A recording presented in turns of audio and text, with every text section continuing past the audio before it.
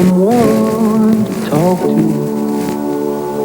you can always... Thanks for joining us. Stay tuned to Super 18. The 9 o'clock nightly news is next. And if you need someone to lean on, you can lean on him. He gives us all. I'm ꫶꫶. Keeping a dying art form and a piece of religious culture in Milwaukee alive. Meet a Shaker artist on tonight's 9 o'clock nightly news. He's smiling down on us from up above. He's giving us all his love. You're watching Super 18, WVTV, Milwaukee.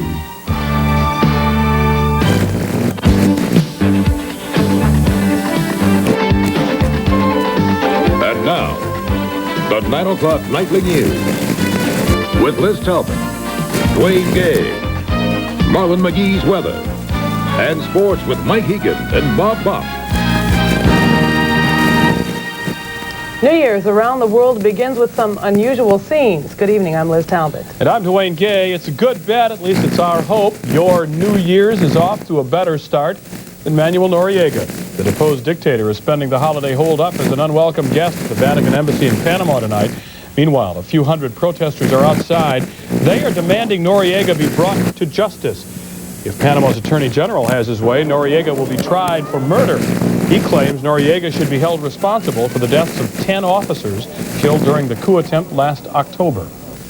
Meantime, the intentions were good in Berlin, where hundreds of thousands of East and West Germans plan to join for a massive New Year's celebration.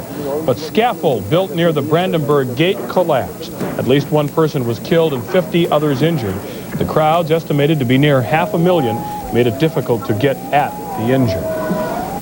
President Bush and Mikhail Gorbachev exchanged New Year's messages to each other's country today. Both hailed the superpowers' moves to thaw the Cold War and hoped they could work even closer to endure a century of peace. But it's our belief that lasting peace and prosperity come from a respect for human rights and the sharing of democratic values that are deeply rooted in the human spirit.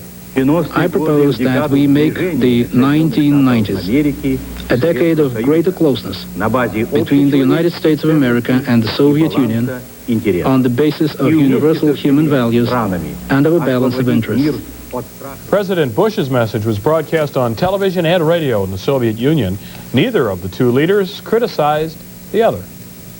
Part of Philadelphia's New Year's celebration will have to wait a week. Bad weather forced the town to postpone the big parade until January 6th. Parade officials met before dawn and decided to avoid what happened last year. Bad weather damaged thousands of dollars worth of expensive costumes. Winds in Philly were as high as 20 miles an hour, with gusts even higher than that. An attempt to disrupt